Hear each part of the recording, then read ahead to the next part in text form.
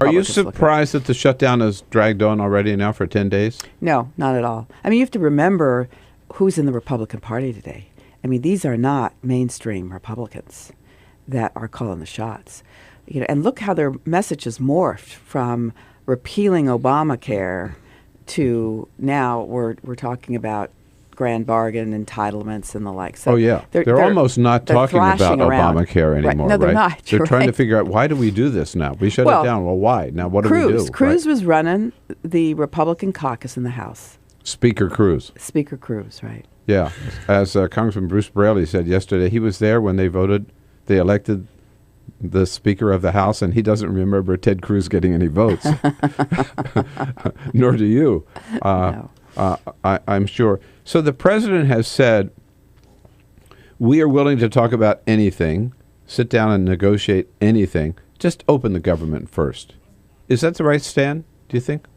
Oh, absolutely, it's the right stand. I mean, otherwise we're going to lurch forward and take one step forward and 3 steps back on virtually everything. I mean, it is affecting the markets. It is affecting everyday lives of American people. I mean, when you've got to rush a bill through so that families who've just lost loved ones can be flown to Dover to receive the remains of their loved ones. I mean, come on.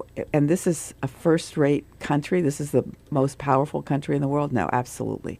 We've got to reopen the government. New York Times reports this morning, it's calling it a crack in the Democratic Party, that 26 House Democrats today are joining with this group called No Labels, saying we support negotiating starting right now. You don't have to reopen the government, but just start negotiating right now.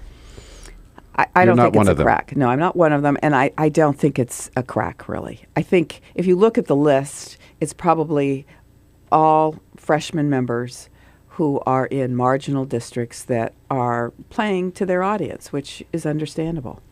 So you mentioned the debt limit. I want to go with it. So this is the next hurdle, right? A week from now, there are members of Congress, Rand Paul, Richard Burris in the Senate, Ted Yoho in the House, and probably others in the House, I'm not sure. I know there are others in the House, who say, well, what's the big deal? You know, we can let this deadline pass, and then we'll just, if we don't have enough money to pay everything, we'll just pay what we can. We'll prioritize. They are certifiable. They are truly certifiable. I mean, there is no question. You could speak to any economist in this country or across the continent of Europe who will tell you that this undermines everything that this country is about. We cannot not increase the debt limit. And it would be catastrophic. That's what, and by the way, just to add to what you said, the U.S. Chamber of Commerce, the Business Roundtable, the National Association of Manufacturers, the American Banking Association, their president, Frank Keating, is testifying today. You can go down the list of every major business organization is saying the very same thing. Warning, don't let this happen.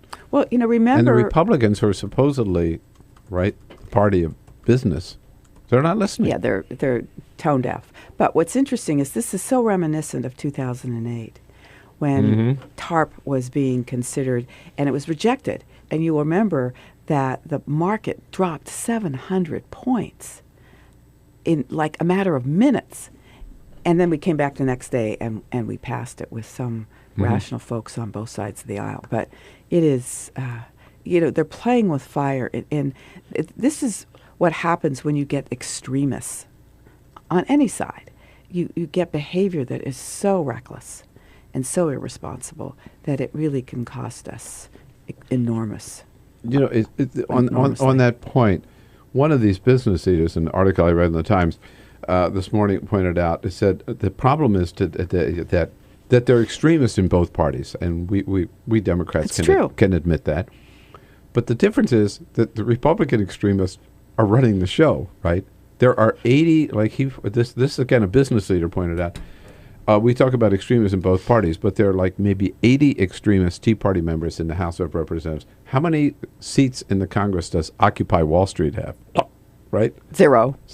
But the Republicans are there, and even though they're the minority, they're in charge. Yeah. And it's not, they're the minority of the they're the minority of the majority, and they're in charge. That's what's so, right. It's significant.